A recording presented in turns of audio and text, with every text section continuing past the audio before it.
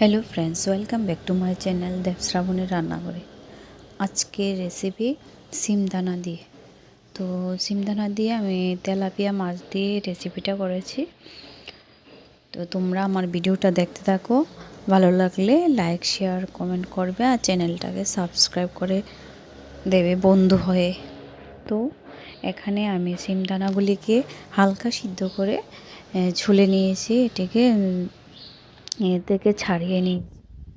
তো একবার মাছগুলি আমি ভেজে নিয়েছি, আর সঙ্গে কিছু ছোটো ছোটো করে বেগুন কেটে নিয়েছিলাম, এগুলো ভেজে নিয়েছি। এগুলি আমি তোমাদের কাছে ভিডিও করে দেখাতে পারিনি, তো এগুলি তোমরা দেখেছো। যে সিমদানা এখানে রেডি, মাছগুলো রেডি। তো আমি এখানে ফোড়নও দিয়েছি। তো ফোড়নটা হলো, প্রথমে আমি শুকনো লঙ্কা আর পাঁচফোড়ন দিয়েছিলাম। তো তার মধ্যে এরপর দিয়েছি একটা পেঁয়াজ কুচি করে আর কাঁচা লঙ্কা। তো দেওয়ার পর মোটামুটি ভাজা হয়ে গেছে।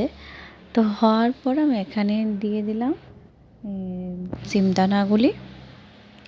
তো সিমদানাগুলি আমি নেড়ে চেড়ে একে একে সব কিছু দিতে থাকবো। এখানে দিয়েছি লবণ, দিয়েছি।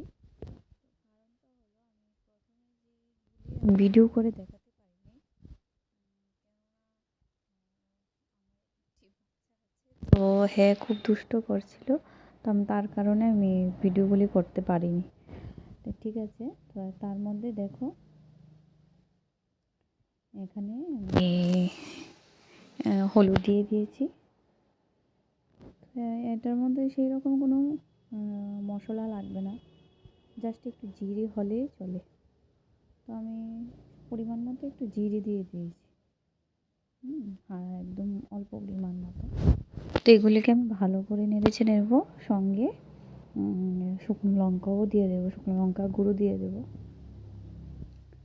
সিমদানা রেসিপিটা তোমরা অনেকভাবে খেয়েছো, এইভাবেই খেয়ে দেখতে পারো বন্ধুরা, খুব ভালো লাগে সিমদানা তরকারিটা। তো আমি এখানে শুকনো লঙ্কা গুঁড়োটাও দিয়ে দিলাম। তো এগুলি ভালো করে মিক্সড করে একটু কষিয়ে নেব। তো আমি কি করেছি, এটাকে আমি ঝোল দেবো না প্রথমে, এর আগে আমি জলটাকে সিদ্ধ করে নিয়েছিলাম। তো এটার মধ্যে আমি মাছগুলি দিয়ে দেব, ভাজা মাছগুলি সুন্দর করে দিয়ে দেব। দিয়ে তারপর দেখো কিভাবে আমি দিয়ে দিচ্ছি, মাছগুলি একদম মিলিয়ে দিয়ে দেব। তো তারপর দিয়ে দেব এই বেগুন ভাজাগুলি দিয়ে দেব। দেখো আমি কিভাবে দিয়েছি। তো দেওয়ার পর মাছগুলি দেওয়ার পর আমি বেগুনগুলিও দেব, ভাজা বেগুনগুলি। তো এখানে তো আমি সাজিয়ে দিয়ে দিয়েছি। তো আমার যেখানে আমি সিদ্ধ জলটা করেছিলাম, এখন এই সিদ্ধ জলটা আমি পরিমাণ মতো দিয়ে দেব।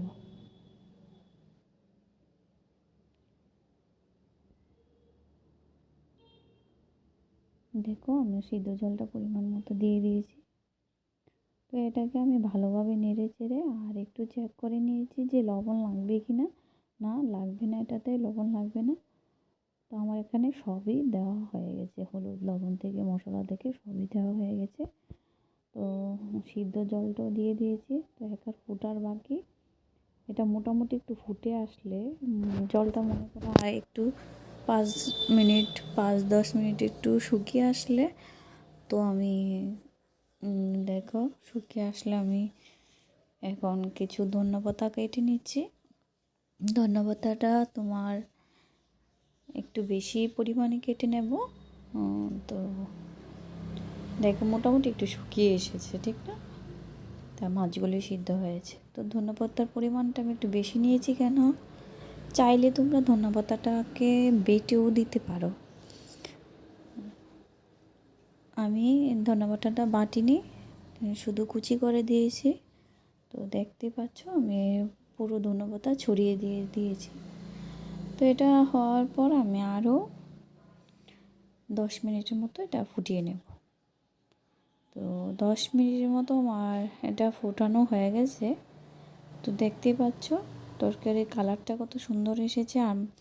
শিমদানা, বিশেষ করে শিমদানাগুলি সিদ্ধ হয়েছে ভালো, কিন্তু ভাঙেনি। হ্যাঁ, আস্তে আস্তে আছে। মাছগুলিও সিদ্ধ হয়েছে। তো এখন আমি নামিয়ে নিলাম। খুব সুন্দর একটা কালার এসেছে, দেখতেই পাচ্ছ বন্ধুরা। এই তরকারিটা খেয়ে দেখতে পারো তোমরা, আশা করি ভালো লাগবে। আর যদি তোমরা ভিডিওটা দেখে থাকো, থ্যাংক ইউ সো মাচ।